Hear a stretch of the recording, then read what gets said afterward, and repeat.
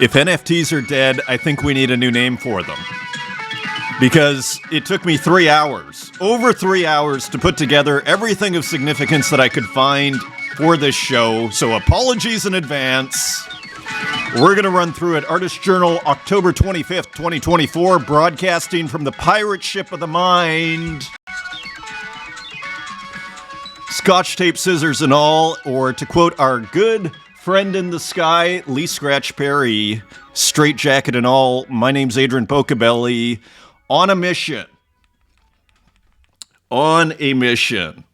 There's no other kind of mindset that it just has to be done. And so again, I'm going to try and move fast here.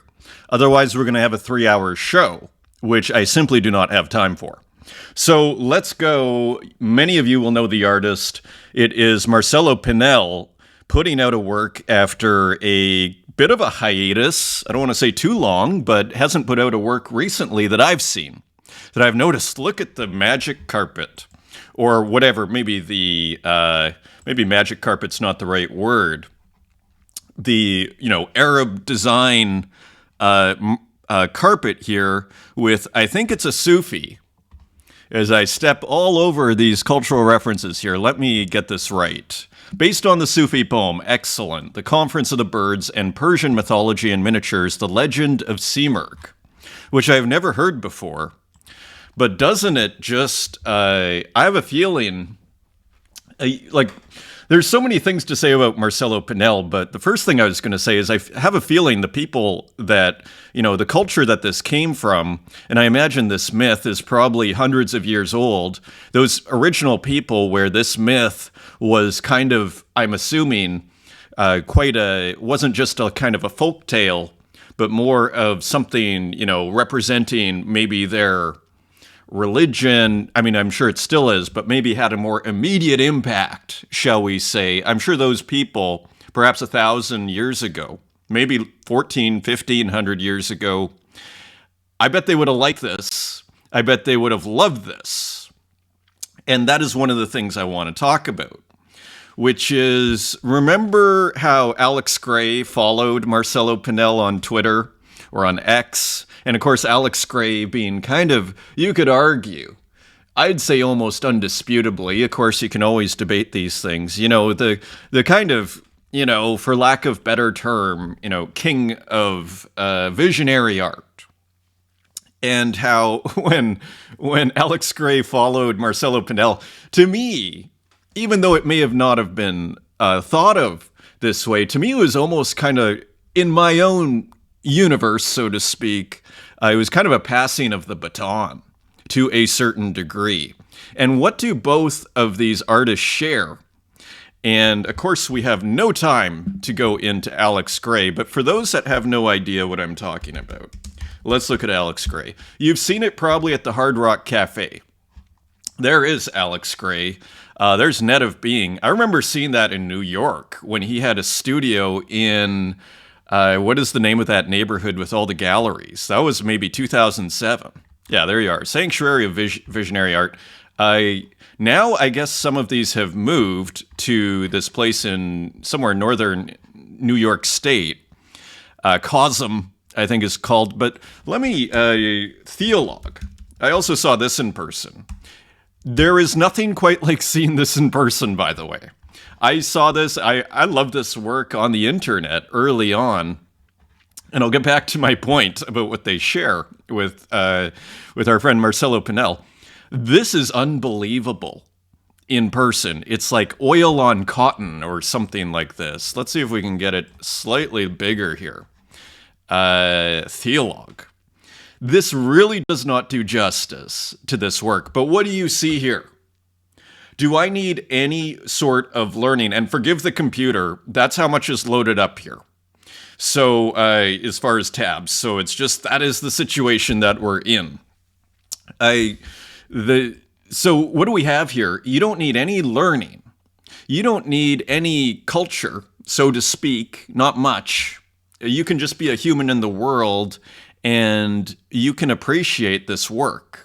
Is where I'm going with this. This has kind of what I would call a universal appeal, right? I mean, it's dealing with universal subject matter, a body, a nervous system, the chakras in a landscape, existence, theologue, a human form, with this kind of Buddhist pose, right? And the halo, meditating, so to speak, with existence kind of firing up, almost like a kind of Buddha, right? But beyond that, more universal. It is just a nervous system. Is it Buddha, Jesus, all of the religious, figures in one? Is it none of them? Is it us? It is us, I would argue. So we return here, and I would say it's kind of a similar thing. Maybe you need to know the myth here to get the full impact. But what I would say is there's something universal about this work and about this whole style, is where I'm going with this. I don't need to know this myth to love this artwork, right?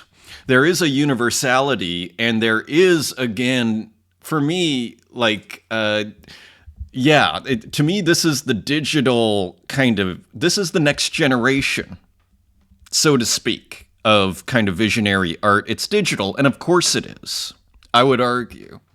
Provocative thesis to get us started, maybe more of a hypothesis than anything, but looking here, and unfortunately, because it's video, I mean, what would this be as a GIF? Could you get it as high res? I don't know.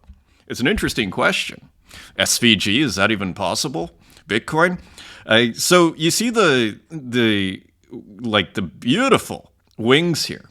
Unfortunately, again, this is max size here, and these kind of, so what so you see the colors moving through this kind of still image. In a sense, we see what I'd call dynamism, but not necessarily animation. It's not like the wings are moving back and forth, even though there is an illusion of that to a certain degree. Look at the clouds and the frame, I might add. And I brought up, just for the sake so we can see, and I showed this briefly last show, these are the outlines, right? So this is how Marcelo Pinel makes the work. Starts with this incredibly gorgeous illustration, frankly an art piece unto itself, which I think is sellable, by the way. You could even do different colors on that one. And then we see here what looks like a couple of stills by Marcelo Pinel. This is on Instagram. This is pretty spectacular too, where it's turned almost into a relief. A gold relief. And again, if this was like 500 years ago, I think you could make, you have a design for a Donatello-like, in terms of, okay, we'll make it 2 or 3 centimeters deep max. I guess you'd call that a light relief sculpture, right? I mean, here you have the designs, right? I mean, and these days you could probably just manufacture that hilariously. I don't know if you can put gold into a printer. That would be quite the experiment, wouldn't it? So, very beautiful work here.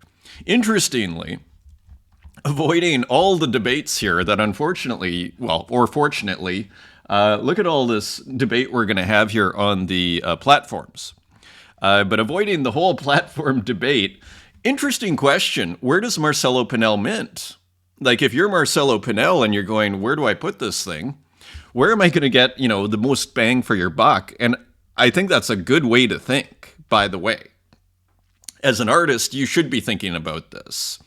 If you're not, I might be able to say personally, maybe the works I put on Bitcoin, or I'm going to put on Bitcoin or whatever, maybe I can make as much money or more even, or as much, let's say, by putting it on Object, where I know there's going to be collectors and everything, and on Tezos. But I do think of the time aspect, and hey, this is going on Bitcoin. This perhaps, if the devs don't get rid of ordinals, which I'm not convinced they won't, by the way. When I see the mempool, having followed the mempool and the busyness, I do wonder if the devs will get rid, if there's another update on Bitcoin, if they will actually get rid of it. So I do wonder that to myself. Stamps, as Santiago Isacotl has said, are not, you can't get rid of them. Whereas ordinals, I think in theory, you can. In theory, with updates to the blockchain. So deciding to put it on Solana, which, not a bad idea. I mean, 5 sols, so not cheap, 867. It's not super popular, I'd say, Solana right now, interestingly, but it is, people are still minting there. So just an interesting choice, 2048 by 2048, because are you going to put it on Foundation now?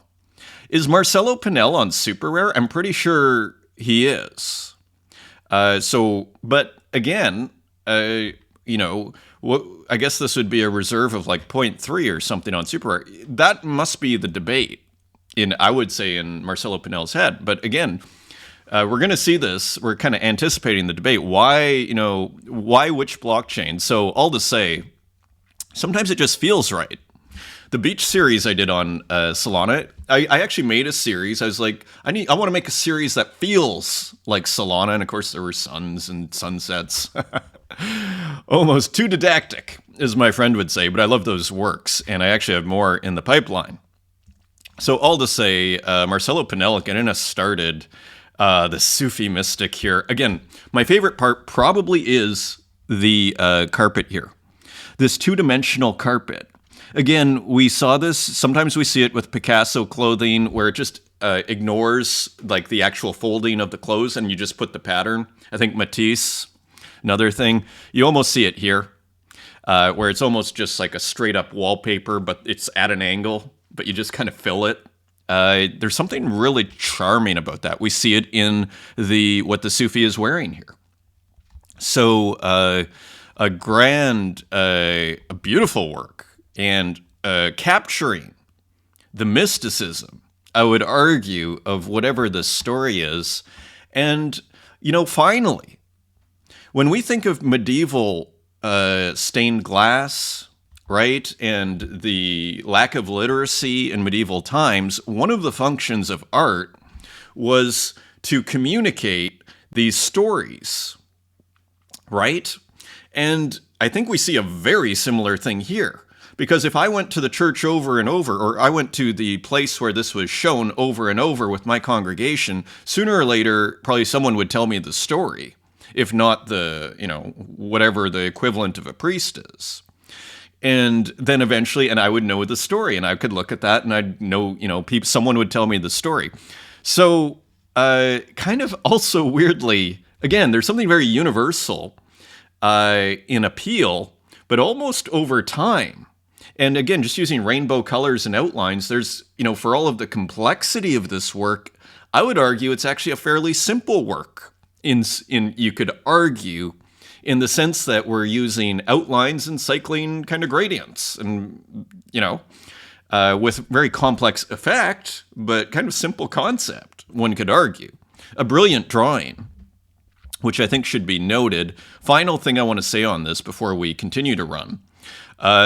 I love this interesting breaking of the frame here in the bird here, the clouds. Very interesting way of bringing the piece to life, interestingly. And it is reminiscent, again, of almost where you start to see Michelangelo painting architecture, to take an inverted way of looking at it, on the Sistine Chapel, painting the architecture, or sometimes in Italian painting, you'll see them almost painting what looks like sculpture, but it's not.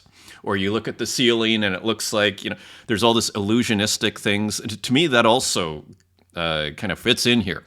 So all sorts of super interesting decisions. A universal image, I would argue, despite not knowing the story. The Conference of Birds and Persian Mythology and Miniatures, animation by Marcelo Pinel. So pretty rad. To quote our friend Hasdrubal Waffle, this was super interesting. If you haven't heard, H.P. Lovebuck's on Post Americana. A very interesting discussion on really what America means today. And we went into some pretty interesting territory on the role of the artist within a landscape of cultural engineers and all this sort of thing. Fascinating. discussion. Thank you. You know what's funny, Blue Alley? Thank you for the comments here. I actually have works that I've made of this specific image of the Challenger disaster in 1986. I remember it very, very well when I was 7 years old. I actually made phone works in kind of commemorating that image. So it's interesting that you send this. Those were done on the iPhone. I'll have to bring those out. Maybe I meant those. So comments on last show. Thank you for the support. Still here, Andre Summer Blues. Awesome to hear from you. Thank you for the comment. Roon Toon, thanks for the feature. My absolute pleasure. Of course, Roon Toon, as well, is on that show that I just showed you, the intrepid co-host of the Twitter Spaces we've been doing for almost 2 years now on Wednesdays. This was a great comment here as well from Jim, GFM, Art for Space. I love it. What a great set of self-imposed criteria to play with. Keeping the file size down and seeing what's possible. It's what the old game devs used to do. And there's a lot of overlap, isn't there?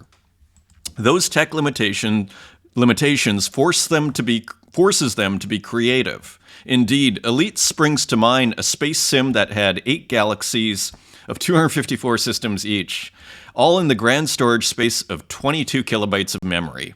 That's an art form in itself. Indeed. This is huge, and I'm so glad, Jim, that you mentioned this, because I say a lot of things on this program. I don't necessarily remember everything I say. I think I would have probably remembered this, but this is important. Like, it's a whole way of thinking about making art, you know, for, 100 years from now. It may not even be that long. Could be in our lifetimes, that we may start to be flying around here. It's not that far. So, as digital artists, let's say there are starting to be colonies, on Mars, across the solar system, or even we just start flying around a little more. Then how cool is digital art going to seem? Again, and where, you're going, especially in the early days of this, every gram of what you're packing onto that spaceship is going to count. So if you want art, I would hazard to say it's going to be digital, right? And further, as we were discussing here, is it going to be some massive file?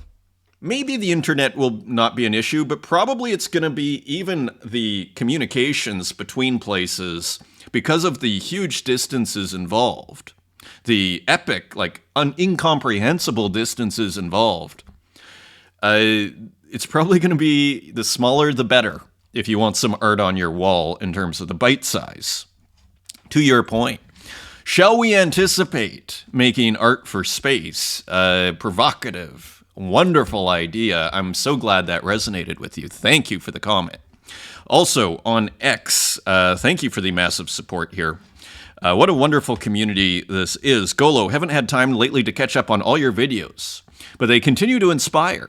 I need to get a second monitor so I can work on art and watch at the same time. Been working hard, can't wait to share soon. Love the consistency of your content. It keeps the flame lit. Thank you. I could not recommend more getting a second monitor. Not just to watch this show. You know what else it's good for? It's a real visual luxury. First of all, it's just great to have the space. But you know what it's really good for? If you're making digital art, and I imagine some people would echo this, some artists would echo this sentiment, you kind of want to see your work on different screens, because one screen isn't necessarily, you kind of want to see, because you'll see it looks different. And so you want to make sure you're seeing it on a few different screens. So another reason, at least a couple, is always, there's another benefit, shall we say, to having multiple screens. Thank you for the comment, Golo. Great to hear from you. Yan Lucas Magone, good journal day. Thank you, Yan. We have a beautiful work by Yan Magone in our epic episode in front of us here. Great to hear from you. Daniel W., thanks for the cover, who, of course, we started the show with here. Daniel W., love the deep dive into the piece. Glad you enjoyed it. And yep, those are mushrooms, all right. So referring to these little guys here, those are indeed circuit board mushrooms. Incredible. Beautiful piece, Dan W. Great to see your work. Aura, great to hear from you. Rural Idol, The Daniel W. Ponto, so Daniel W. Flammarion Reimagining is Wild. This 4-part doc is worth a watch about Jung's personal hermetic library. Love to visit someday, indeed. That sounds awesome. On GitHub, of all places. Interesting. Neural Divine, nice one, Adrian. I believe we have a work by Neural Divine in this episode. Amelia Versace, I haven't even watched it yet, but I see that piece by Daniel W. the other day, and it is incredible. So I'm glad it's resonating. I'm glad other people feel the same way. This is great. India Robot, hey Poco, long time. I'm still watching. Thanks for the Daniel W. tip. Killer piece. So people loving that work, as they should, in my humble estimation. Tschüss. Tschüss, Anonymous Hotline. Watching live from Airbnb in Texas. Yeehaw. Awesome. Great to hear from you, Tschüss. Of course, Tschüss meaning goodbye in German. The Tschüss Anonymous Hotline. Kurt Hustle Collective. Awesome to hear from you. The Mirrors are there. Jake Studios. Believe we have a work by you. I believe. Putting out On Fire and Brick. Interesting illustrations. Indeed. Thank you, Brick. Indeed. And look who else we heard from. Gio Mariani, who is back on the scene. Thanks for the mention and kind words, Pocobelli. That means a lot. I'm happy to be back. So it is official. And we actually have, I think, 4 or 5 works by Gio. This episode, just releasing a whole bunch here on Tezos. Let us continue. And quick look at the community here. 640 members. Growing nicely. Here's Yacht. Death is the Last Hope, and that is on Ethereum. So cool kind of skeleton illustration. Almost looks like a physical, doesn't it? Maybe a combination. Texadelic, great to hear from you. Acid Reindeer, howdy from Texas. Awesome. Thank you for posting. Area, thank you for posting. Reflections on place and space, something. So kind of a digital work, kind of interesting digital effects on that one, or maybe dragging the work across. There's Chamaland with her Mate GM. New mint on object. Glitchy Dreams. Cool. And that almost looks like Chama. Great to hear from Chama, of course, out of Buenos Aires. Super cool people out of Buenos Aires there. Thank you for posting. Very cool looking work. A lot of digital kind of pixels and combination of different textures here with a cool Chama figure as well. Fontamare, thank you for posting. Interesting. So a digital drawing, beautiful. Beautiful, beautiful. Luke 500, Art Basel times UBS Global Collecting 2024 just out. So Luke 500 keeping us tuned in to what is happening here. There is so much going on. Thank you for posting that, Luke. Always great to hear from you. Rural Idol. Hey everyone, I've just nominated Artist Journal for a Tezos Commons Tezos CRP reward. Maybe you can too. The form is here. I selected influencer. Sorry, Poco, given the outward reach of the show, it felt closest. All good. All good. Thank you for posting that. And you never know. Maybe we get a little support of some kind. Rocco, 9 a.m. Russian roulette. Okay, edgy. Very edgy. I mean, beautifully rendered, I might add, for this very edgy work. So the community just on fire here. Just wanted to say a digital illustration I made in 2008, part of the album art from Fauna. Nice piece here. Maybe should mint. Centuro and Fatamare. Good mornings. I think we already saw one from Fatamare. Just once a week if you can. Ilya Barabin, but cool looking work, by the way. Nice illustrations. Ilya Barabin with some work here as we see the happy face get ground through. Last animations, listen to the voice acting. So unfortunately, we have to run. But people can listen to it here in the community. Nahid with work as well. Very cool looking painting that's on object. And my 2 cents. Okay, so we are through. We're through the community. Thank you everybody for posting. Pretty amazing, all that work. ArtNet. So the Art Detective. We don't have a ton of time to go through this, but I did want to kind of keep on top of what's happening. So of course there's the art fair in Paris, Art Basel Paris. The buyers are back in Paris. The mood was buoyant, even if not everyone was selling. Museums opened Blockbusters, Sotheby's christened its new home with a white glove sale, and the rich embraced optimism. So interesting.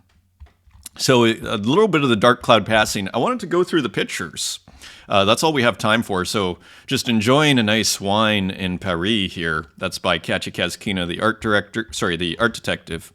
And here, a clean Paris, scrubbed clean and fresh-faced. That is, that matters when you're visiting a city. It makes a huge difference. So here is inside Hauser and Wirth's booth. And I think we actually saw this in another interesting painting here. Maybe a better photo of this painting. Nice texture there. There are a few. Here's a Picasso. Visitor poses by Picasso's La Fenêtre Ouverte, the open window, Namad Gallery's booth. So as part of the VIP opening. Interesting Picasso, by the way. Nice Picasso. Never seen that one before. And so here, this was at this Art Povera show at Bourse de Commerce. So maybe the stock exchange had, I think that's what Bourse's stocks. I don't know what, so I assume Bourse de Commerce is a stock exchange. Here's a Pollock show. So lots going on, Musée Picasso, right? So, but kind of, so early Pollock, same old in a sense. And I think there was Dana Schutz's new exhibition at David Zwirner. Interesting. So David Zwirner in Paris. So a little screenshot there. And here's the Tom Wesselman show. This was at Fondation Louis Vuitton. So big show there. And here's a Magritte, I think this is Sotheby's, at Pompidou's Surrealism. This is at Georges Pompidou, which is going to close for 5 years, interestingly. This is at the Surrealism show. I should try and go to that. Too many things to do. But I would love to go to that. This looks like Wesselman. Tom Wesselman smoking painting at Gagosian's booth. Interesting. Maybe deciding to put a Wesselman because of the show that was up. Perhaps. Look at no wonder people felt optimistic, though. The light, especially for visual people, right? And here, this Dali work, I think, did quite well. Interestingly, kind of had a low reserve, but I think it went for quite a bit more, like 3 or 4 times the reserve. Here's also the Surrealism exhibition, beautiful Max Ernst here. Not sure if these are Leonora Carrington, maybe, if I had to guess, on each side. And this also looks like this is Nara Rosler booth, wooden sculptures, Afro-Brazilian sculpture. And there's Katya Kazakina, senior reporter at ArtNet, the art detective. Also, how Picasso's friend Heinz Berggren amassed one of the world's biggest private art collections. This is Financial Times. So another Picasso show. I've been joking about this for like a decade of it's another Picasso show. A joyous show at Paris's Musée de l'Orangerie, a beautiful museum just outside the Louvre, if I remember correctly. It includes 50 works by the Spaniard, alongside others by Matisse and Klee. So again, these painterly works, the modernism, keep getting returned to. Interestingly, this is beautiful. What I love about Picasso, and again, I feel like I've seen it all to death, but I love how I can keep seeing new works. It does feel kind of endless. Even this Matisse I've never seen before. There's really something to be said for making a ton of work, and just kind of releasing everything. I make actually quite a bit of work. You might be surprised to know. I don't release most of it though. And as I was in the shower this morning, I was like, I need to break through and just start releasing a lot of stuff. So anyways, Paul Klee, interesting Paul Klee, and I think that is The Collector. So interesting. So another Picasso show. So Marco, referring to the whole debate, Foundation, not quite closing down, but kind of taking a back seat to Rodeo. So Foundation is a very prominent, for those that don't know, digital art NFT platform, right? On Ethereum mostly, but also expanded to Base. And so, Marco, I'm happy about the latest developments because they confront the space with the proverbial elephant in the room. So, thanks to Unknown Collector and also Marco, quoting from the show, I think the key at the end of the day is if you have an art business, you have to make it about the art. Another comment I might have just completely forgot about, hilariously. So anyways, I'm glad people are watching first of all. I appreciate that, and I'm glad people are finding it interesting, and that there's takeaways here. Let's see what Marco says. It's quite some months I write about it. Those who follow me know it. We've been marketed to like air conditioners, and the culture threw this under the carpet because Web3, yada yada. Sooner or later, an art market, although small, will fully develop. And exactly, like when you see all the art in this show, it's going to be, maybe NFTs are dead, but whatever's going on in like with all of these artworks, I wish, I was almost joking to myself, I wish it was dead so this show could be shorter. Because whatever is going on here is definitely not getting smaller. It's getting to be too much for me to do here in terms of just cover everything. I, again, need to take a radical decision here and just go, okay, there's only going to be 20 works in the next show.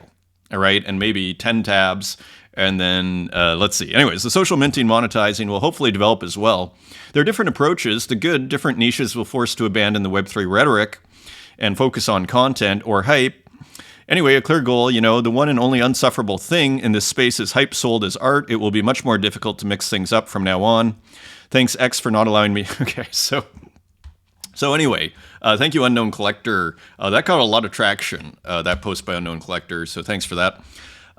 Within the whole context of this whole thing, I think Super Rare, which often gets criticized, I think does deserve credit. Here's Super Rare John. Building new markets is hard. We're 6.5 years in and still building, and they do deserve credit for that. Because we've seen Zora kind of came and went, within the span of a year. Foundation came, and then, it's not disappeared, as we're actually hilariously going to see. I'm seeing more mints of artists, at least that I track over here, which is hilarious. Anyways, all to say, I think Super Rare deserves some credit. At the end of the day, they are still here. And everybody can say what they want about it being a closed platform, including myself. Okay, is that better? Is that worse? At least they are committed, right? We can say that. WG Meets. Don't know who needs to hear this, but Foundation still works. I thought this was hilarious, actually. So it still does function, as far as I understand. Pixelosopher. I delisted all my unsold from Foundation for 5 reasons. I don't trust the platform anymore. It doesn't seem like they're committed, to use the committed word. There is a sense that Foundation, some people are saying, oh, well, this is all overhyped. Foundation isn't closing down, but I didn't see any tweets, unless I just missed them, saying, hey, this is all wrong and we're completely committed. It was sort of like my impression. It's actually, it's so similar to what happened on Zora, if not the same, which is at least on Zora, my impression, and I think this is what kind of rubbed a lot of artists the wrong way, was they didn't need to shut down the original platform, which people really liked and did well with. They shut it down because they want everybody to go to their new platform with the free mint art coin sort of paradigm.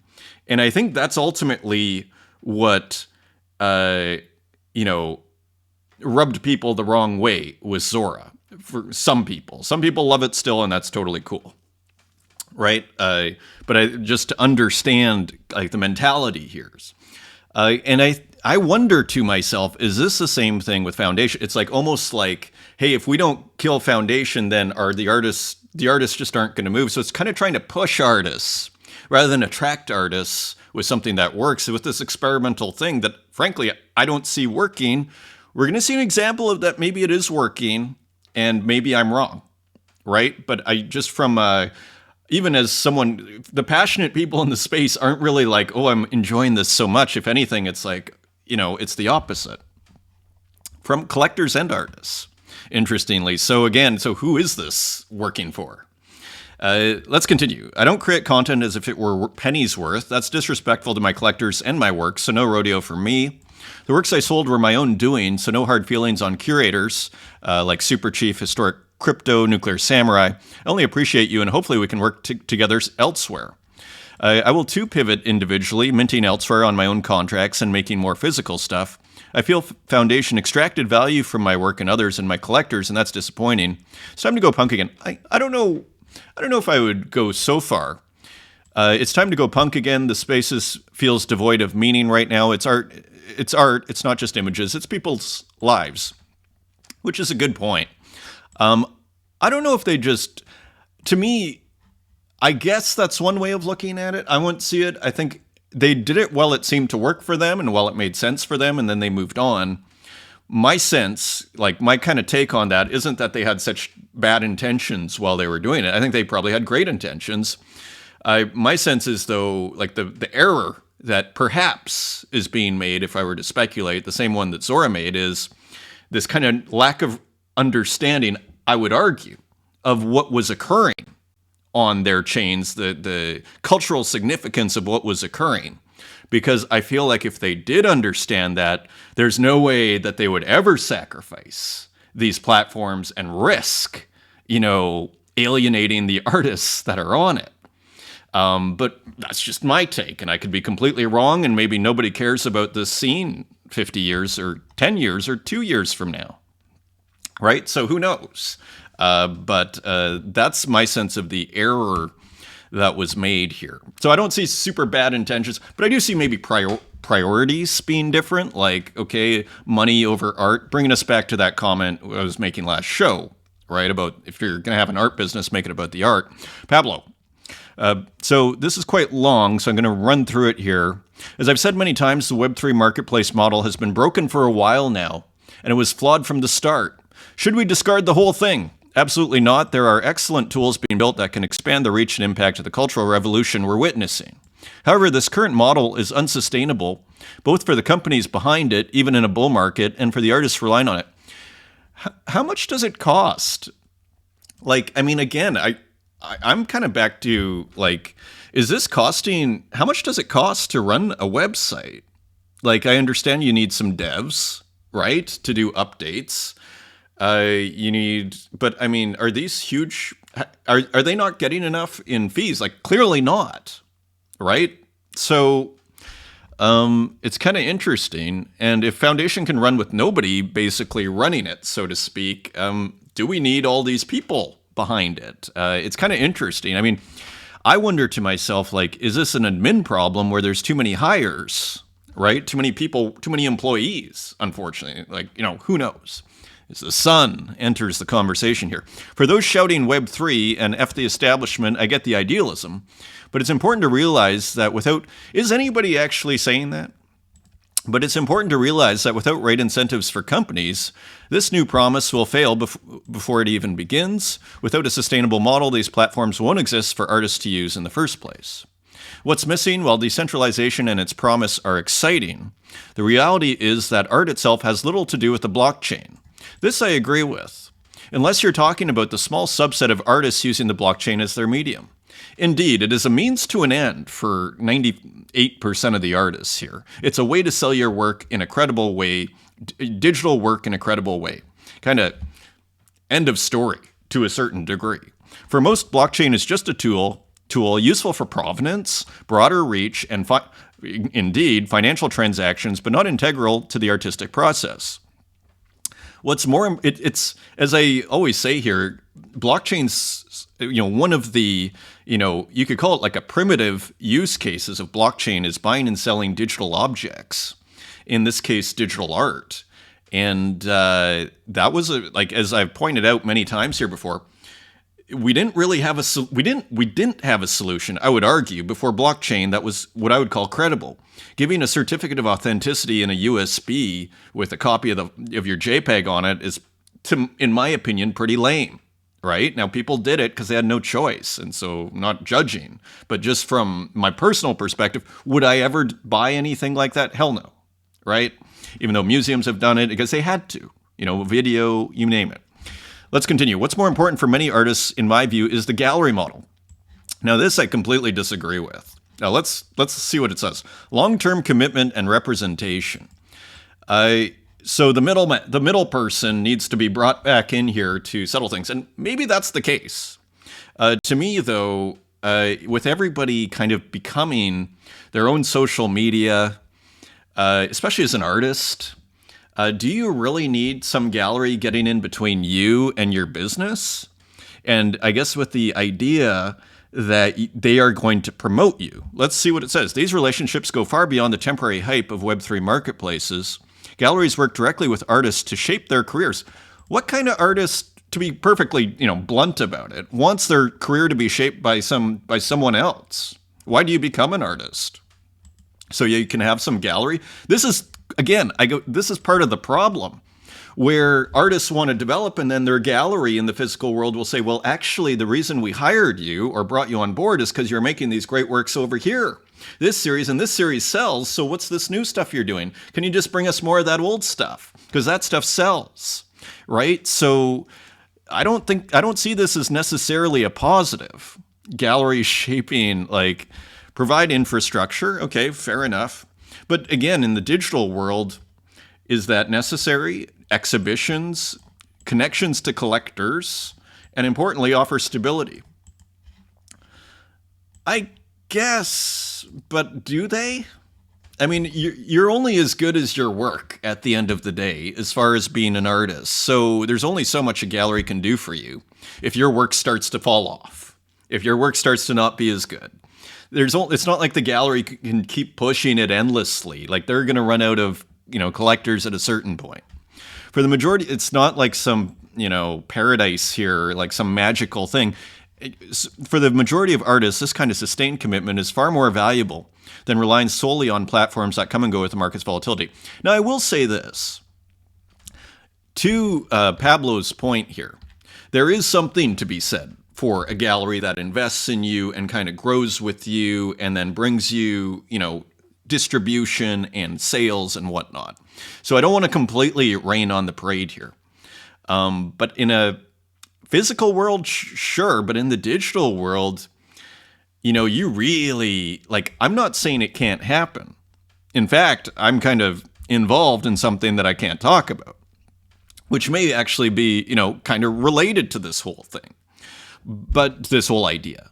But as far as, put it this way, let's say, I don't think let's say a gallery shows work by an artist in the digital world, is that gallery now having to, first of all, are they now going to be committed to selling that person's work in perpetuity in a digital world? Does that make sense in a global market? I just don't, and should the artist only be able to release with the gallery? Let's remember, is how I would put this. Let's remember why galleries came about. Because there was nowhere else to buy art. I mean, there was the museum. And then where do you buy art in 1915?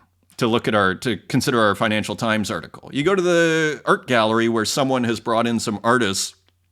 So the digital art model completely changes the assumptions underlying the whole thing. So to bring in, again, this kind of, sticks and mortar, right? Bricks and mortar kind of mentality into a digital world, to me, makes zero sense. Because really, it's a hard enough business, I would argue. And if your work is liked, I would argue it can be recognized. And do you really need someone taking 30 to 50% off the top of your art? And maybe it's less. And in some cases, you could argue there is a case, but, for a certain percentage, if they're bringing you attention and this sort of thing. So I don't want to completely dismiss it. I think there is a case, but to say what we need is a whole bunch of galleries, perhaps. I mean, who knows? Let's continue. The unsustainable reality. The reason the Web3 marketplace model is crumbling is simple. It's built on short-term gains and lacks the deeper long-term strategy needed for survival. Artists needs galleries or agents. I don't know if they need them. And I don't know, I'm not sure they need them, who are committed to representing them over the course of years, not just in the hype cycle of a bull market. Platforms should take note. There is a middle ground. Web3 offers incredible tools, but those tools need to be supported by structures that prioritize sustainability. Art has to do more with the relationship between artists, their work, and those who engage with it. Blockchain should be a tool to enhance that, not replace it. And the marketplaces, you can't cater to everyone. I mean, I've had, gallery come out to me 3 years ago when I was making nice sales on Super Rare there, and all of a sudden wanted to represent me, got on Artsy, and It was, what did they, did they really bring me that much? Like, I mean, it's a hard business, being a gallery. Anyways, let's continue. And for the marketplaces, you can't cater to everyone. Focus on building a sustainable model that benefits both the companies and the artists they serve, not just quick flipping, hype-driven sales. It's a balance. The future lies in a balance, a fusion of Web3 innovation and the long-term support that more traditional systems provide. It's an interesting question. I think at the end of the day, in a digital world, it really is up to, and I'd even argue to a certain degree in the physical world, it's not an easy business. I want to say galleries aren't a panacea, so to speak. Like, you, as an artist, even in the traditional world, you're an entrepreneur, you're the boss, you're the CEO. And so, my understanding of how it works is in every city, there's a gallery. And you can have different galleries in different cities. You can't have the two galleries in the same city unless you have a special contract, right? And it depends on your contract. But generally speaking, you can have a gallery in this city, you can have a gallery in that city. Ultimately, and are you going to rely on just the one gallery? Okay, if you're the top 0.01%, you can rely on, Larry Gagosian to deliver you, right? But at that point, you don't really need probably Gagosian even. It's just a matter of it's an honor and you take advantage. Anyway, let's continue here. Is cryptoart dead? Amadon, Patrick Amadon. Cryptoart was always a small niche within digital art. This is I actually totally agree with this. Feels like a conflation is more the issue from the outside world, conflating cryptoart and digital art. Much of what they associate with cryptoart isn't in fact cryptoart. Will take several years to recover from association with profile picture projects, or PFPs, more likely on temporary life support with a decent outlook. It's a very interesting question. I really relate to this. I have a different conclusion. I actually think crypto art is kind of going to be known, and I've actually mentioned this maybe 200 episodes ago, maybe more. I suspect it will be seen in the future as a thing in the 2020, 2021, and even previously, but really which, became a little thing in the digital art world, a thing, not even little, but a thing, huge sales. And I suspect, the crypto world changes pretty radically, pretty quickly. I'm not convinced that whole aesthetic modality, the whole mindset, I'm not convinced that it's just going to keep on keeping on. I see it as kind of a 2020 to 2022, and we don't even see that much. And when we do see new crypto art, are we seeing huge innovations in it? Like, I feel like we've already seen what that, and maybe I'm wrong. Again, just more opinions from your friend on a Friday with too much coffee. So I thought an interesting take from Patrick Amadon. And also from Amadon, artists don't need platforms, they need tools. We need to break away from gatekeepers and centralized controls, empower artists, not the middlemen. Exactly, and I think bringing galleries as the solution I completely agree with this. Like, I think in a land of social media, in a land of digital art where you get paid instantly, that's one of the great things that, is kind of understated here about selling your art on the blockchain. I don't need to ask anybody to get the money. I don't need to ask the gallery, like, can you please pay me? And all this sort of thing that regular artists have to deal with, oftentimes not getting paid. It's just the reality, right? You think you finally made it, you got a gallery, I made it, and then you don't get paid, right? That happens. It's not uncommon, okay? So I also agree with this. I think it's just all about empowering artists. There's no need, in a sense, unless you want to have physical distribution, then someone's paying rent somewhere, and then you don't have that space, and then, okay, then the gallery makes sense, right? But that's for physical work. I'm not saying it's impossible digitally, but I think it takes on a new form, is what I'm saying.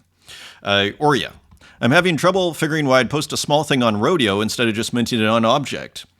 Well, exactly. I look at Waffles' work, and, Waffles is clearly, it's not about getting every last dollar I can get out of it, right? But as I was mentioning, I think last show, wow, Waffles would get, weirdly, even seeing the same works on Object or on Ethereum, I'd be like, oh, here's, I hope $20 will be enough to get this work. It probably won't. And then when it's free, it's sort of like, okay, I got to do this, I got to mint, and isn't this great? But, it's like, so it's just weirdly, it's a different mentality. I don't know why. And well, I shouldn't even be here, let alone on yet another social network. And this is the thing, there's zero demand, I would argue, for another social network. So again, kind of raising questions about what Zora and, Rodeo are doing. So interesting. So fair enough. Aurea saying I need to go to Cave on Space. Someone was mentioning I should try and get Cave on a space. I think that's actually a pretty good idea. I may reach out sometime soon because maybe it helps. And just to learn, and who knows? Let's go. Time. The artist formerly known as Santiago. This is pretty funny. 24 hours to see who will win the final battle of NFTs. Will it be artists? Will it be platforms? So 2 works here. We're going to see this show. One's on Rodeo, one's on Object. We will see. Now, in Rodeo's defense, look at this. And I don't know if this was minted on Rodeo. It's on OpenSea now. But I think art sales after my token launch.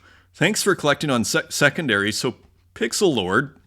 There's this Cryptomnesia series, which I think was an AI series, and it's doing really well. Look at that half an ETH. These are recent sales on secondary. You really got to applaud Pixel Lord's basically entrepreneurialism in the Web3 space. And here it is, floor price of 0.14. Token makes art go up, probably. So who knows what's going on here? But it's pretty interesting. Some kind of, token mechanics, perhaps. Maybe you get a token based on the art piece, if you have an art piece, or depending on the art piece, who knows? Fungible. The one art community that has consistently not cared about supply, pricing, or paying royalties is Tezos, or the paying royalties debate. When Tezos social minting mobile app object FX hash Trilitech.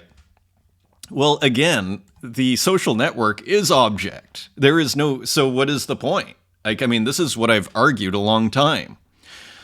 Object is a social network. It's got notifications. It's a very rudimentary social network, very rudimentary, but ultimately you get notifications and you can follow, right? And so it is a social minting app, I would argue.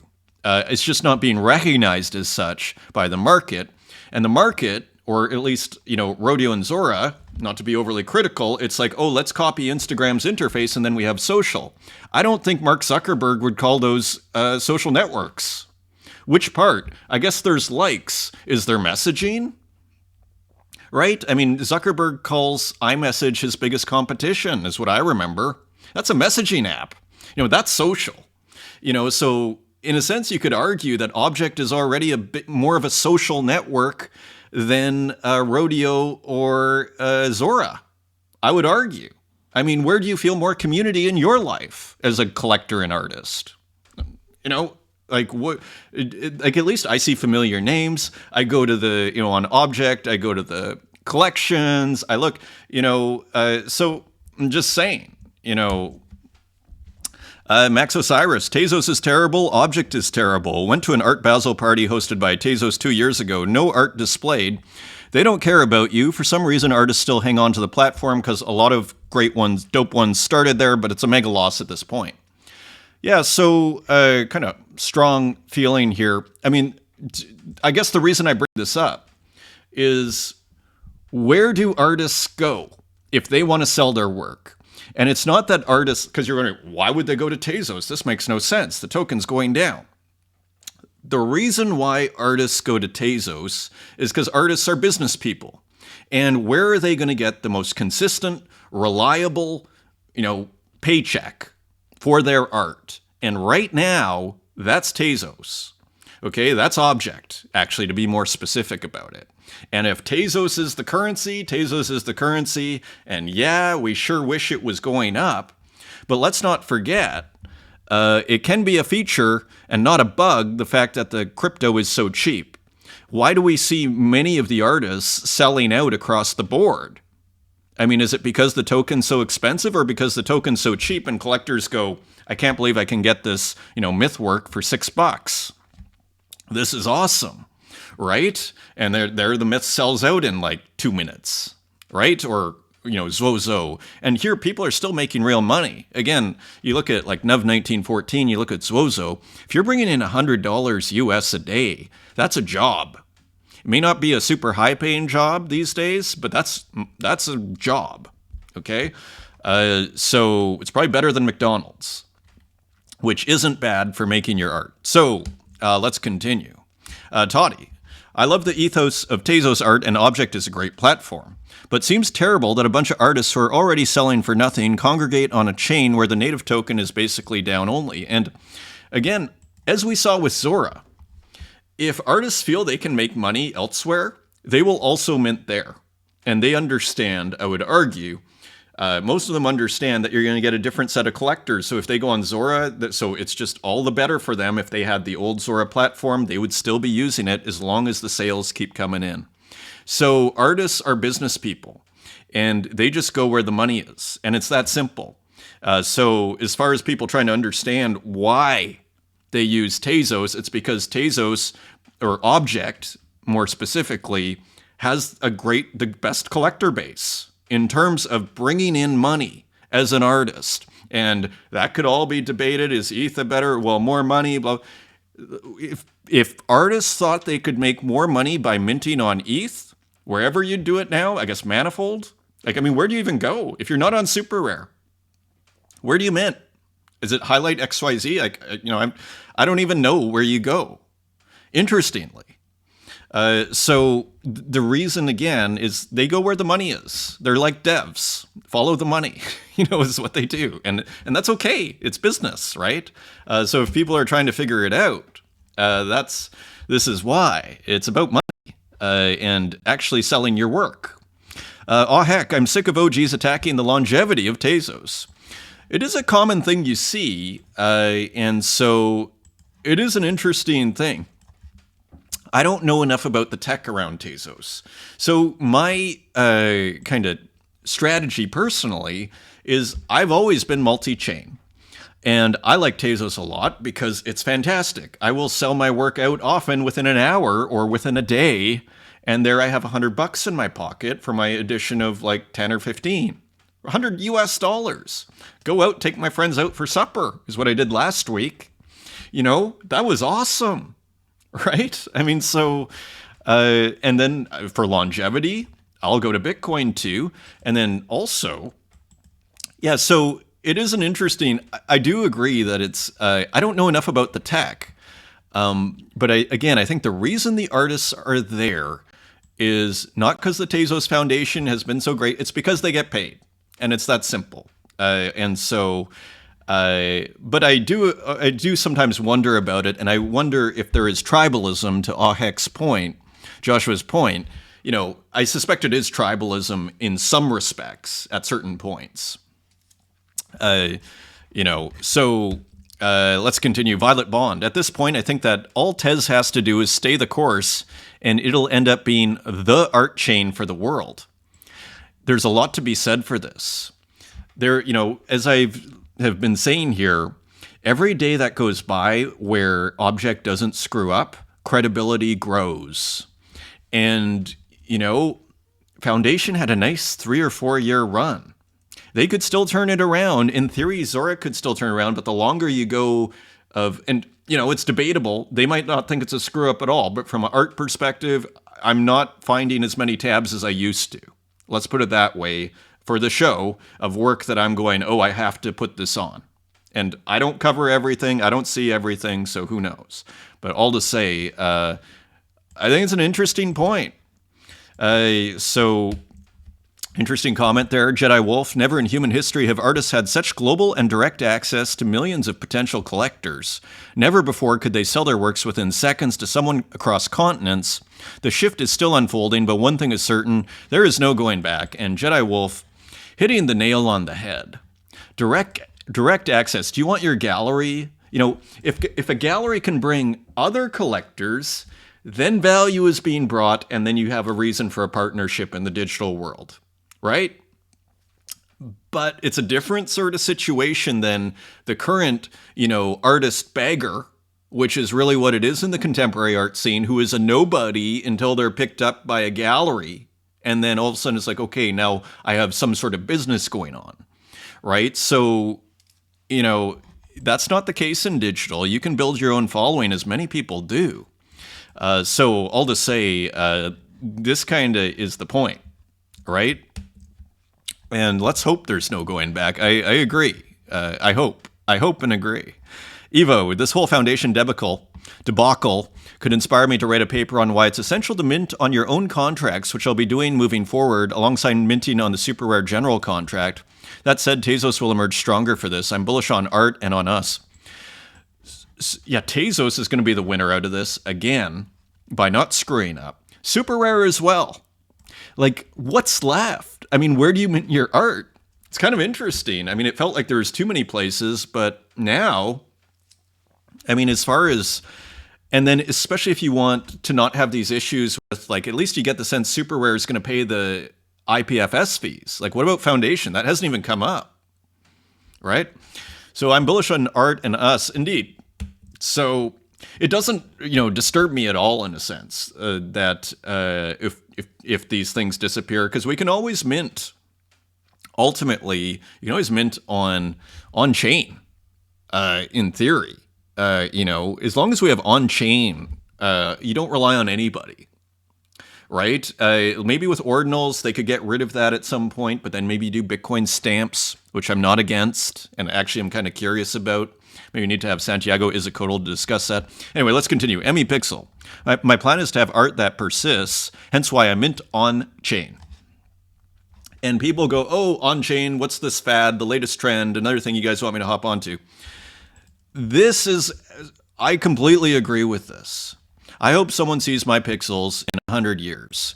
Because what do you see with foundation? So who's to say IPFS doesn't pull a foundation at some point and just goes, you know what, this business isn't working, all the NFT platforms are dying, and all of a sudden we're not getting paid, so therefore, even Art Gnome has brought this up. Back up your collection. There's going to be a crisis at some point in the next 5 years. Back up your collection, as he says. I need to do that.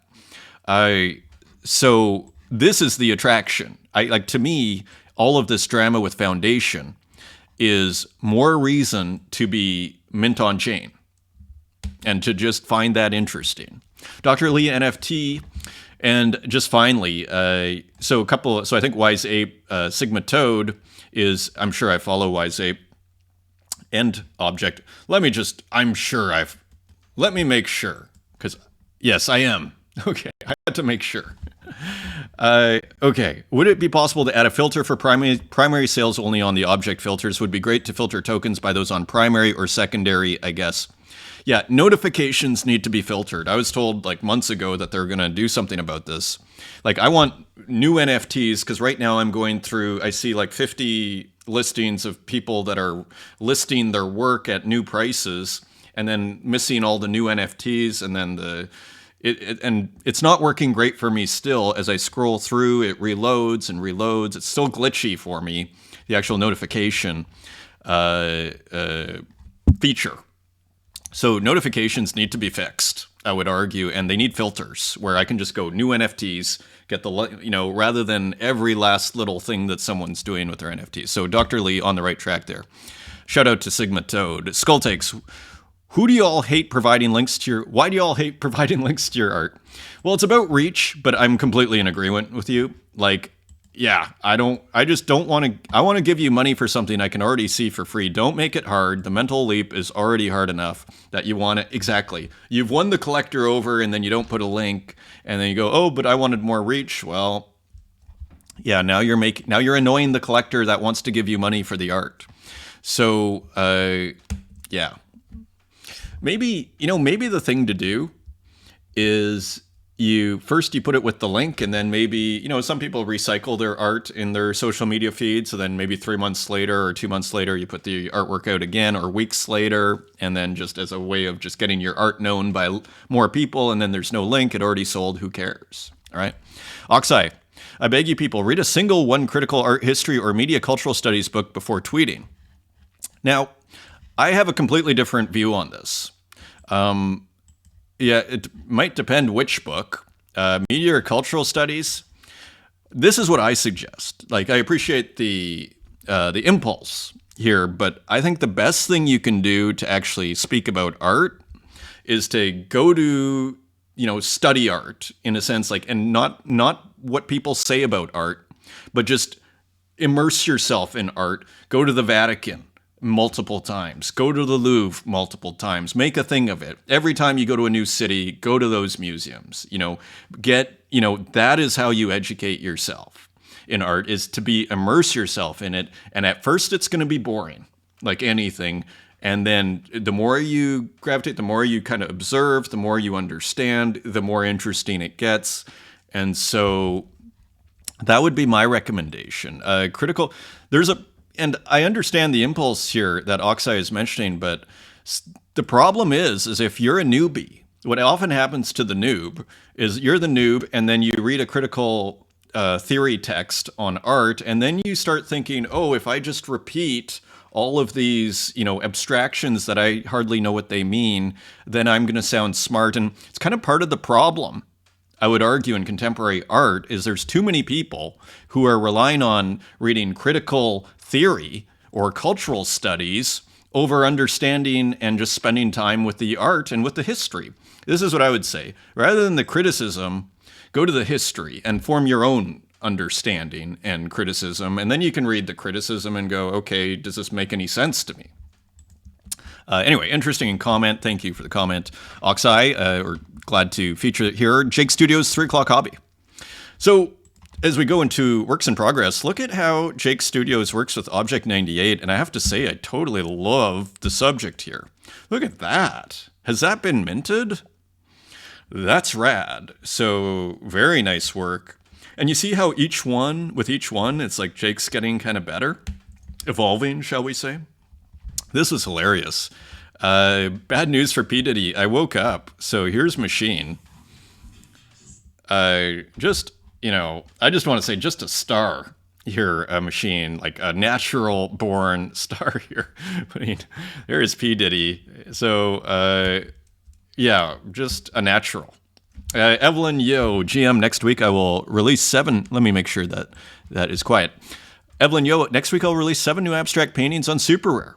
It will be a fixed price, and with the JPEG, the collector will also receive a physical archival pigment print on Canson Edition etching rag, 310-gram paper, with an oak wood frame and museum glass. Very nice. Sometimes it's nice to just have a physical hanging on your wall. The physical comes with a Transient Labs Traces chip for authenticity. My only thing is with the crypto ecosystem being so, like, nothing lasting forever. Again, 2 years is a long time in crypto, as everybody knows who's in it. Is this going to work, these trace chips, in 2 or 3 years? Like, that's my question. What's the backup? And maybe there is. I've never tried it. But when I see this being used a lot, and I think it's great, but, what happens if Transient Labs goes out of business? Does that continue to work? That's my question. Have a great Thursday, indeed, and happy weekend to all. Pamela Chirone t-shirt, hand-drawn paint for my friend's birthday. So pretty rad, looking pretty cool. And there we see rad in the t-shirt there. Skateboard, beautiful piece. And here's Kitskilowski. I'm getting there. I plan to open my little online store somewhere in November. I'm going to drop stickers first, and I'll be gradually adding all other objects to the assortment when ready. So that's pretty cool. Working on stickers here. Kitskilowski. And into the works we go, 1 hour and 8 minutes. This is probably going to be, I'm hoping, the last show that is this kind of extended and whatnot. I'm aiming for below an hour. I will force it. So I've said many times here, but I can't spend like 6 hours a day doing this show. Here is the great Martin Bruce with another delightful image for us to feast on here with beautiful colors and mystery, some static pixels, kind of pixelated here, and some dynamic and kind of shimmering in that kind of almost TV snow kind of way, all unpredictable. Digital version of Teatrino painting from the exhibition. I love how Martin Bruce takes his physicals and makes them digitals and redoes them in a way that is persuasive, I would argue, as a collector, that goes, Yeah, that works. This physical turned digital, and that's its own piece. Like he transforms it enough where it really becomes its own thing and it's not just a photo of a painting. So beautiful work here. I think this might have been burned, but there's probably another one out there that has been minted. Look at this gorgeous work by Gozo, La Corriente. Stunning sunrise, sunset here. Look at that sun. Look at that, the edge of the sun. Even look at the textures, and the water is just kind of flowing along there. Beautiful landscape. And it is already 100 Tezos and selling at 65, taking offers at 30. If you're lucky, you put in an offer at 30 and got accepted. Edition of 20, beautiful work by Gozo, another stunner. With Lullaby, Now Take Your Leave. So listed on Foundation, kind of hilariously. Here is Yuri J with a beautiful work of kind of a bedroom scene here. See if we can make this slightly bigger. At the risk of crashing the browser. And there's Foundation on the wall. Can't help but read that as a kind of comment here. So again, filters on filters, my friends, bringing about beautiful textures. Look at that wonderful hat. This pioneer here.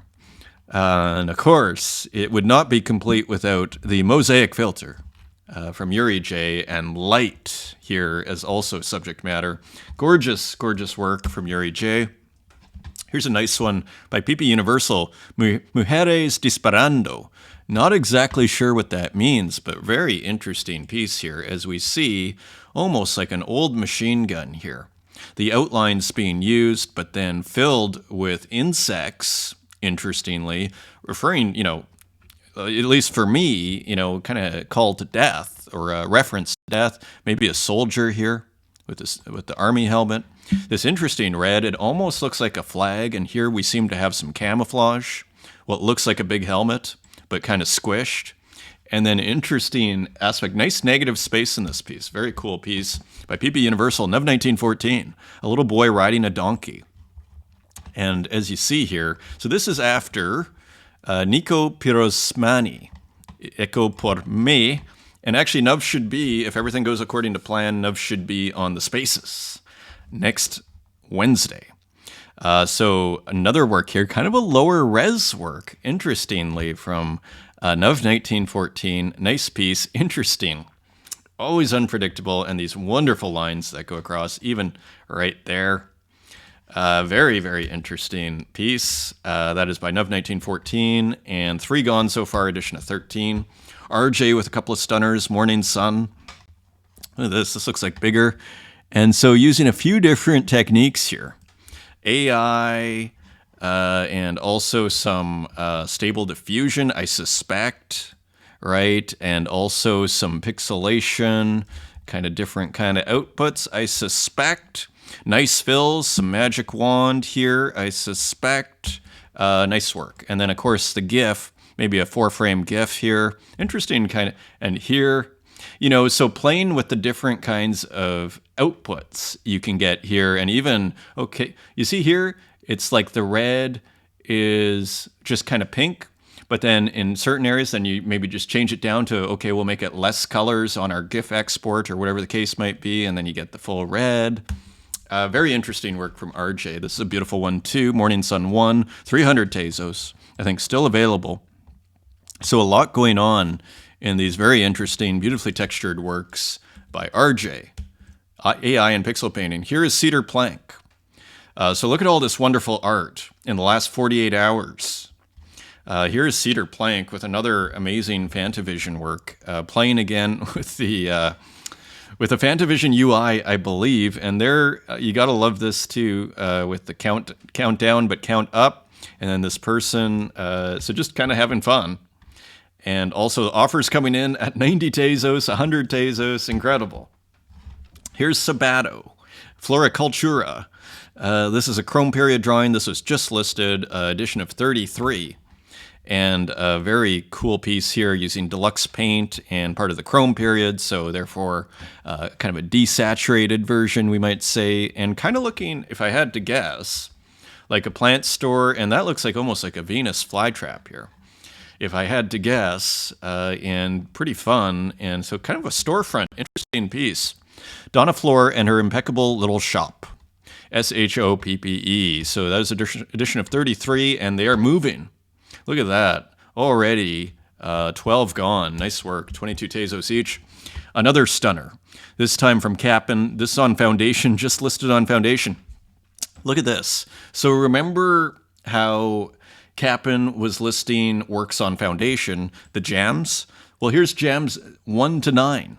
And as you'll see here, I brought it up large. Let me hit loop. And you're going to see the first 9 as one piece, but this time on Foundation. Pretty hilarious. I think quite a brilliant use of brilliant reusing of works. Look how stunning that looks when you go full screen here. Stunning. And so super interesting work by Cap'n as usual.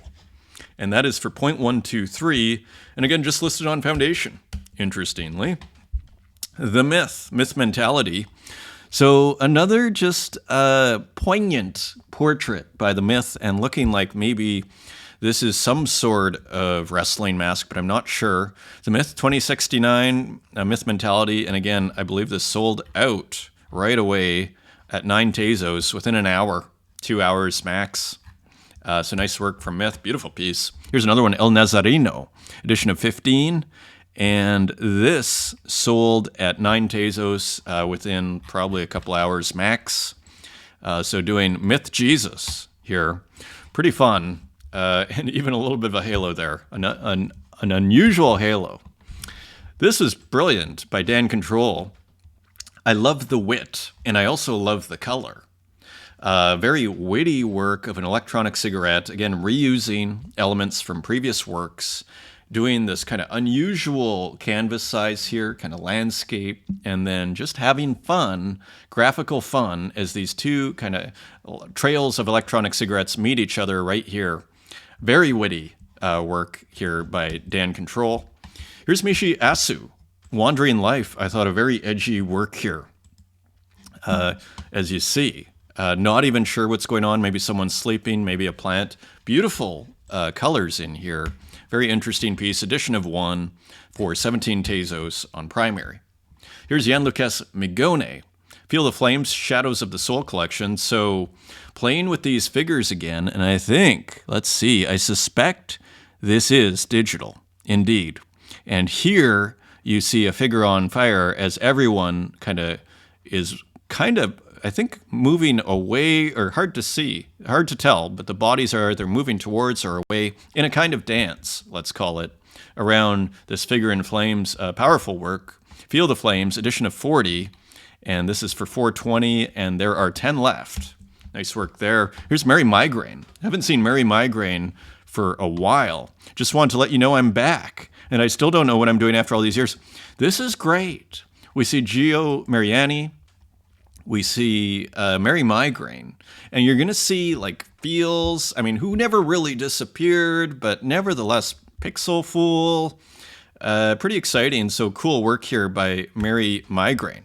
Edition of 20, nice portrait here, and this is, we have transferred to a lot of probably previous collectors, maybe friends, and 3 sold, and now all gone. So great to see Mary Migraine back. Here's Cesar. JP Cesar, I thought this was great. Kind of almost like a 1930s feeling work here. Almost like Gangsters or something from the 1930s or something. Beautifully colored, like pretty fun work here by Cesar. That's on Instagram.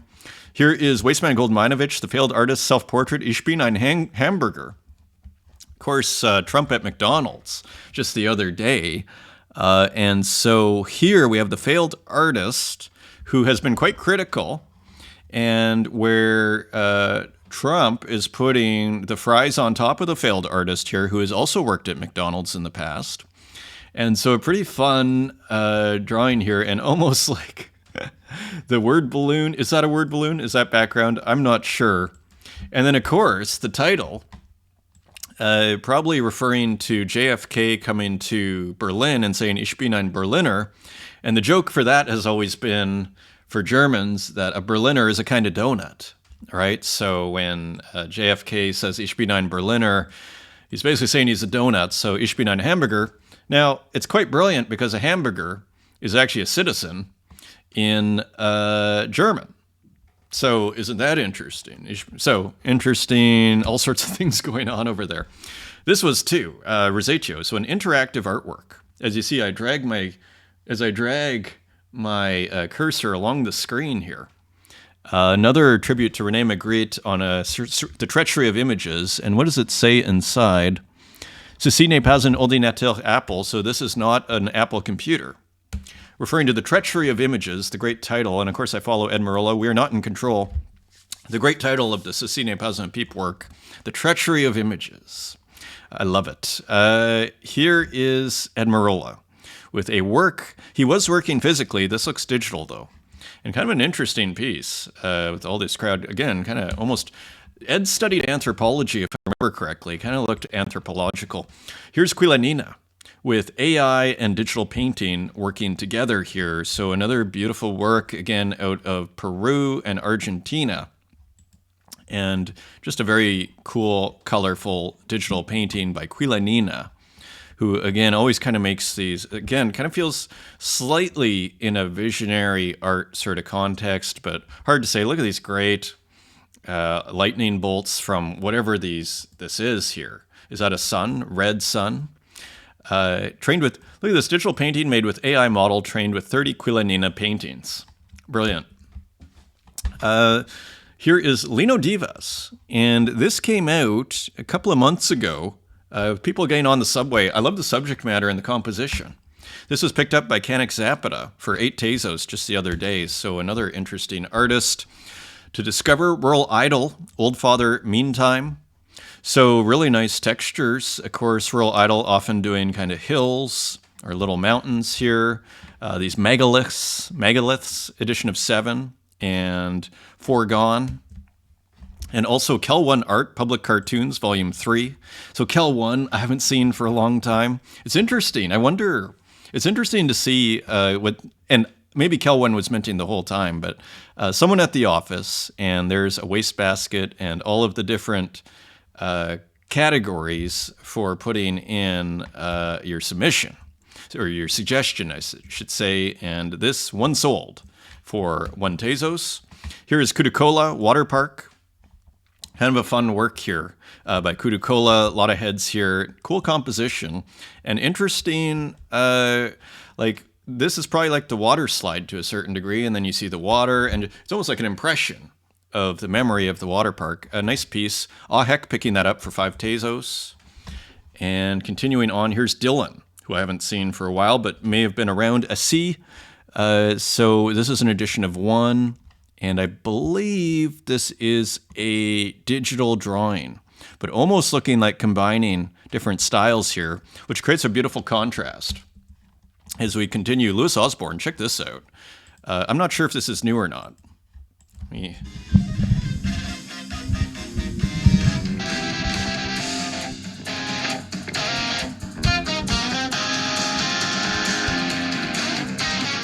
It's all coordinated.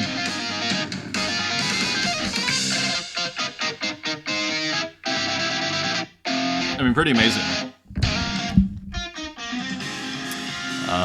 Okay, perfect. You know, more than once I've hit stop on the video after a video, which is funny. Here is Katerina Create. This is on Foundation, interestingly. So we're seeing a few Foundation mints in the last couple of days. So here's Katerina Create. Look at how great this looks. And nice colors here and everything. So another cool drawing from Katerina Create, price 0.04. And this was minted October 16th. This is part of, an exhibition which I think just launched up like a week ago. Floriculture put it on. Here's Blue Retina. This was just posted on the timeline there. So interesting, often using blue and kind of a very kind of almost photographic, but then having this kind of snow-like GIF dynamism, shall we say, and then here it's more illustrative. So interesting combination from Blue Retina. Here's Enigmatris with a very interesting crocodile here. So as you see, it's almost too small the ASCII to see, here we go, right? So it looks like almost all visual ASCII on this one. Very interesting way of tackling this issue. And even, I love these. So super interesting work here from Enigmatris. We have a couple more. Here is a map of the world with almost a bit of a Time magazine feel to it. And of course, you see both text and visual, what I call visual ASCII here. This is pretty interesting too. So a few, what look like maybe sign language, A, E, I, O, U, and taking these old diagrams and then putting ASCII on top. And even the fact that they're kind of fuzzed out a little bit, kind of contrasting nicely, I would argue, with the ASCII text. But then the blue is put on top. You see that? Like it covers the ASCII. So that's interesting too. A, I, O, U, B, C, D. Here's more. I thought this was gorgeous. These different colored, maybe foxes chasing the moose or something like that. And another interesting look at the sky with the ASCII text and then the black and white for the stones maybe in the front, contrasting beautifully with the grass. Very cool work there from Enigmatris. Here's Mumble Boy. This was picked up, What Have I Internalized? Edition of 1. Beautiful piece from Mumble Boy here. I love the composition, just kind of nice, for lack of a better term, the color, the balance, the beautiful gradient in the background, it all just kind of clicked on this one. That sold for 15 Tezos. Here is Time, also known as Santiago, the final battle of NFTs. So here is one of the pieces. Let's see if it loads. And here we go. So it kind of looks like an AI abstract, but probably there's a rodeo post related to this one, and I believe I brought it up. So let's see how it's doing here. Not doing bad at all, 50 cents. So we have the Battle of NFTs, and then here we have 22 minted. And so it's the final countdown. And here, let's see if we can load this up. This could be so I'm going to speed through here. And of course, another abstract here by Santiago. So we'll see how that turns out. Beautiful piece. Here's another abstract by Santiago. There's no time. I love you. And I can definitely, again, relate to that piece. So another AI artwork, I think. AI art, edition of 15 and 5 gone. Nice work. And as we continue, Mikkel Nolson. A couple of interesting abstracts starting to add these paint splotches on top, or the paint drops, which is an interesting move. We see it here too by Mikkel Nolson. An interesting addition to the very digital shapes that we saw before. Pretty cool looking. Continuing on, here's Cider with a wild kind of work, modified lullaby. And so who knows? It almost looks like something figurative in the middle there. And here we see a little bit, it's made for Click Create. And here you see all the details, all of the texture that goes into a Cider work. Looks fabulous. So cool work there. Nice documentation, by the way.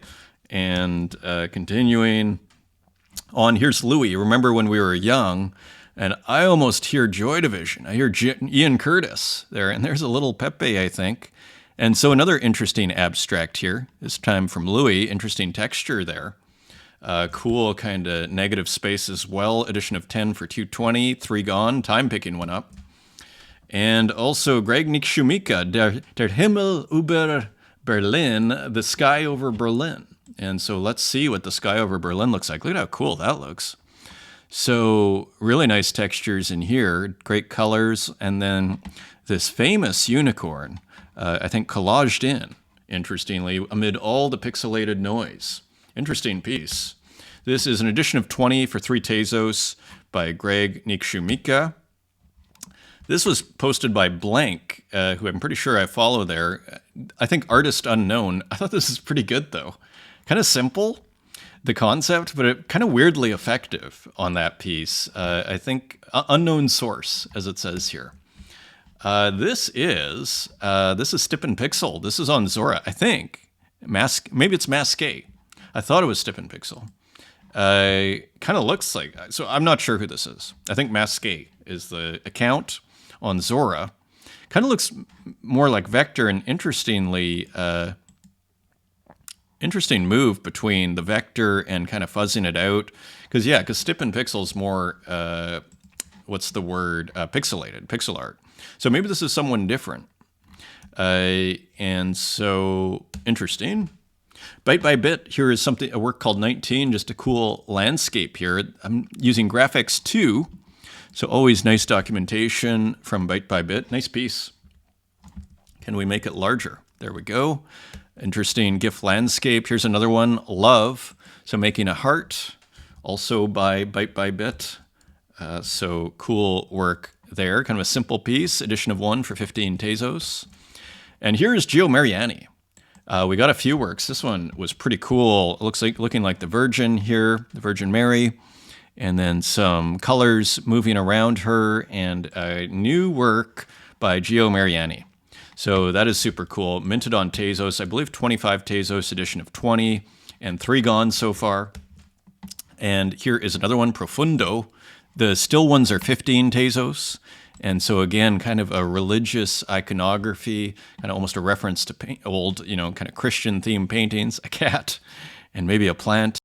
So interesting juxtapositions there, almost a colored Photoshop canvas. And here's another one, this one moving, 25 Tezos, Pintura.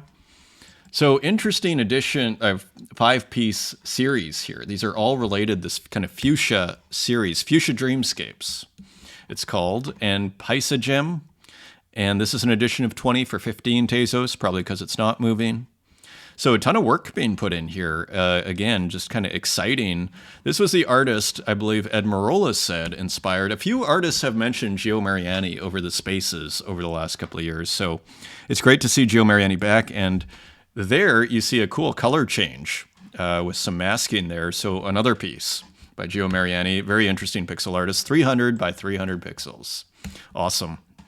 Here's Murakit as we sprint after the 1.5 hour mark, and there's probably another 30 works here, so I'm going to go pretty fast. Look at this gorgeousness by Murakit. Again, I think filters on filters, and the reason I say that is we have a lot of tiny little pixelation within the larger pixelation, and that's often what happens. So a cool church, Gothic church edition of 3, 10 Tezos, a horse ride, and let me make sure these are, so a horse ride here, so cool. Again, nice GIF work here, almost looking like a video game.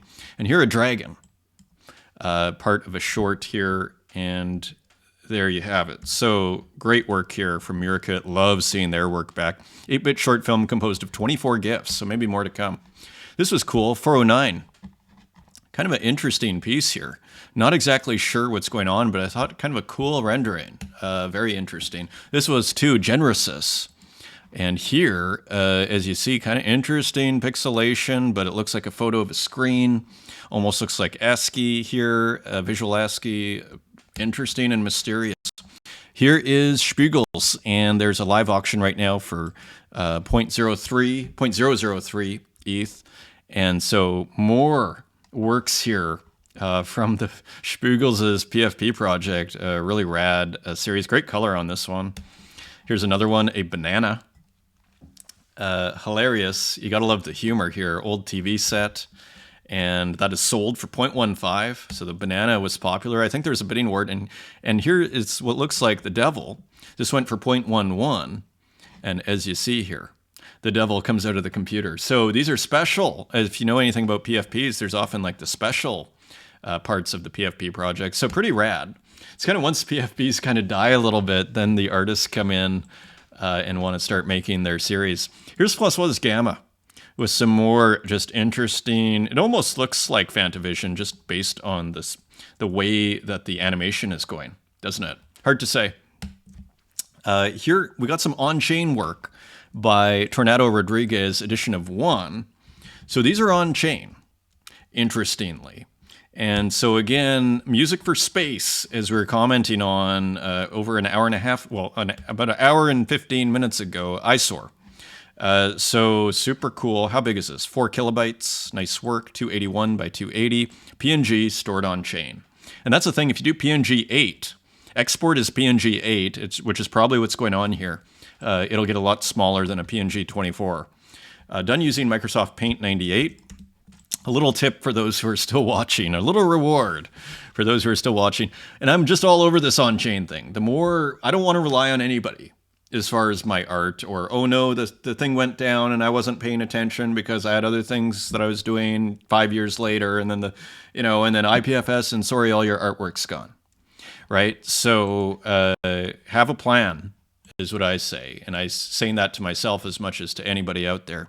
Drawing is my only constraint. So these jars, really love the constraints here. 4.5 kilobytes. This one's 4.2 kilobytes. I wonder how much these are to mint. Maybe I'll ask Tornado. She's going to translate if everything goes according to plan with NUV 1914. And this is a great one. Sweet smelling. This is 5 kilobytes. So great work here. Again, the delight in these tiny works. Here's another one, Pray. So too much fun on these tiny canvases. Interestingly, 280 by 280, you can actually draw pretty well. In a sense, right? Like it's not overly pixelated here. And that's how the pixel art Inferno was for me. I picked 256. And then I added the border after, which made it 260. It's not a bad size, for those that are wondering. Here's Macro Mitrai, Looo worker on chain, 320 by 240. So more on-chain art. It's getting exciting. Art for space, as I like to say. Speaking of space, First Contact pixel art. So Anis Abdin with a cool, almost looking like a sci-fi work with this pool on another planet and what looks like an astronaut meeting another astronaut. Great piece, First Contact, love it. 7 colors. Here's Emmy, Naturalis number 12. So also looking like an ancient city. This also looks like ancient Rome from another perspective. There is maybe St. Peter, so maybe it's not ancient Rome. Just a part of ancient Rome, but this, of course, St. Peter's built in the 1500s. I believe Michelangelo, there was a few people involved in that. Minting soon, and I believe that'll be on, I feel like I saw something like Foundation or Ethereum, if I'm not mistaken. Pinky Blue, can I borrow a feeling? So more cool pixel art here. And I better finish this show quickly before my computer collapses on itself with my hour and 36-minute show here. No more hour and 30-minute shows is the rule I'm making to myself. It's like getting late in the day here. Kareem Safa, Pattern Cycling, number 8. So more cool, I'd call that an animated abstract pixel artwork. Black and white, kind of small size, or small pixel size. Color bars, number 9. Here is Kristen Roos with a new piece, October 23rd. So a beautiful piece here. Animated abstract, investigations in the colors, into the color spectrum there. Chromadots. This is by Fields. So new work by Fields. Look at this piece. A stunner. An absolute stunner here by Fields. Pretty rad artwork. That is 77 Tezos each and sold out. Edition of 11. Here's Pixel Fool with almost kind of like, I believe this is part of a whole series here. Edition of 10, and this is sold out at 77 Tezos too. So pretty awesome. Again, these are like animated abstract artists who have been around since 2021 for sure. I'm pretty sure. On Hen and whatnot. I just remember from early collecting coming across their works. So great to see them putting out work. Silva Santus. This is the thing. Like, in a sense, when the art is coming out and people are buying and selling the art, it's really hard to say that this scene is dead, because, like, what's dead about this? There's too much work here for me to go through. Like, so of significance. Silva Santus, City Burning. Pretty interesting take on the glitch ROM, isn't it? Quite an unusual take, whether it's the size of the canvas, the ratio, or even just the animation and everything. It almost looks like something else has been added to it. Edition of 3, open edition for 420. Kyle Flemmer, You Lose. So a beautiful work here. Several, just always these super rich textures with Kyle Flemmer. It made an Aspirite, composed and animated in Aspirite, and then brought in, so using pixel art and then bringing in kind of analog video glitch techniques. Super interesting. Here's Ex Mortal, and this is an edition of 1, and it's at 180 Tezos. Very cool, and another very rich kind of landscape-looking work here by Ex Mortal. Amazing. Tachyons is back. I don't know what's going on. I don't know if word's getting out or people are just checking in, or maybe there's some Discord I don't know about here. There are many, trust me. I don't even really go to Discord.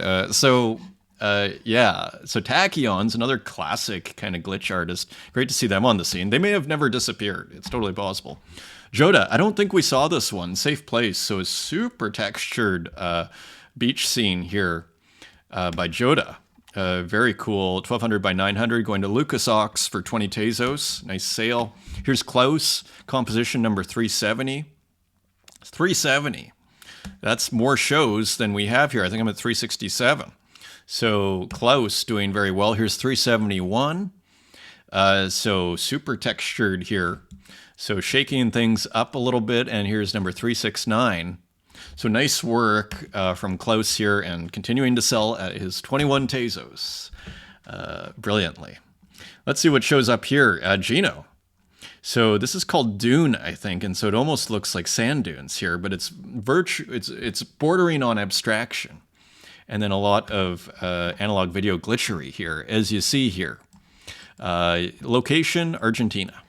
Edition of 10. And here's Absurd Deity and Gorka Glitch, I think. Goria Glitch. Let's hit play. And kind of almost looks like AI here. You'll see it almost looks like Spock, but then it almost turns into the Doctor.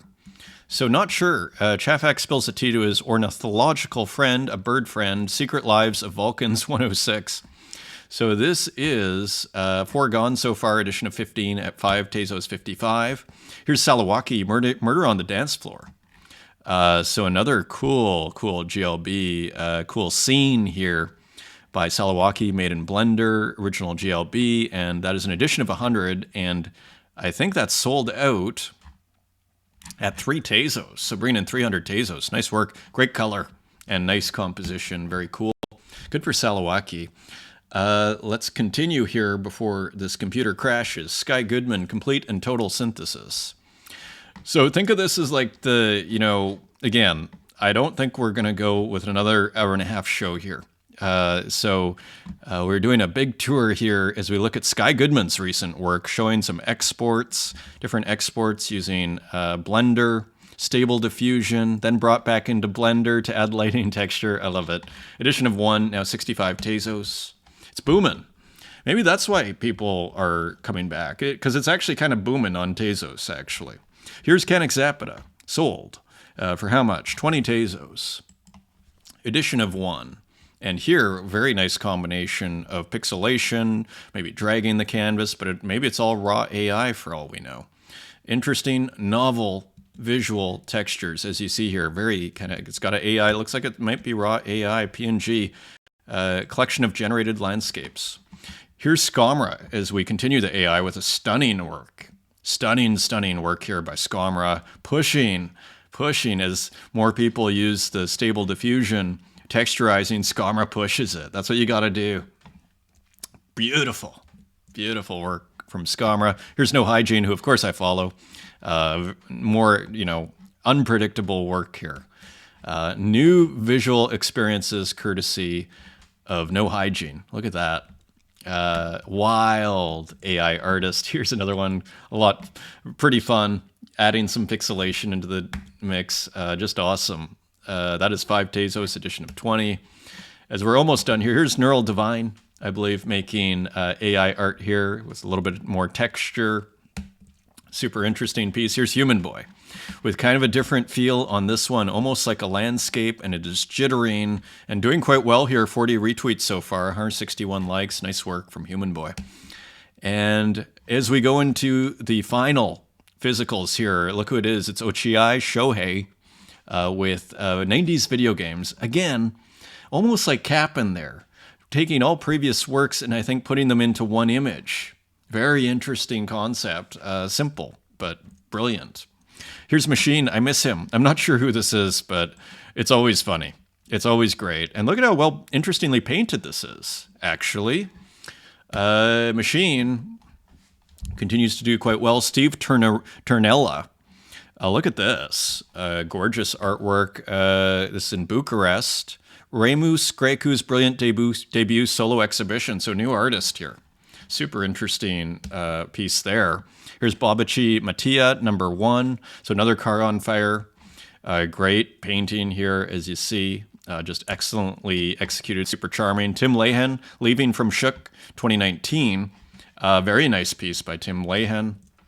Here's Charlie Stein, friend of mine in New York right now. Stack, Tenderness, Oil on Canvas. Love this. She's doing really great work. Just worked and worked and worked and got really good. The Work Matters by Yuka Kurita. So interesting piece, just found on Instagram. Nice combination of hard edges and then almost spray. So huge, or airbrush. So you get these great contrasts there. Super original. So many great artists. My friend Ben out of Berlin, who I may see tonight, hopefully. Some interesting Black Sabbath, GTA Vice City does a lot of memes too. Kind of look like pen drawings, don't they? Very interesting piece. So kind of new series from Ben. Ceci n'est pas Ben on Instagram. And here's Element Lee, Inkjet Prints. I don't know if we looked at these, but pretty wild stuff here from Element Lee, really pushing the aesthetic boundaries to their credit. It's Not Gallery, Andrew Parks. Look at this. This looks like it's inkjet. This is posted by It's Not Gallery, just another, or is it JPEG'd out? Is it printed and JPEG'd? I don't know. But I like the message. So have a nice weekend, everyone. Thank you for joining me on what's maybe the longest show we've ever done. Hopefully it is going to be recorded. Thanks for joining me. Have a great weekend. Until next time. Take care.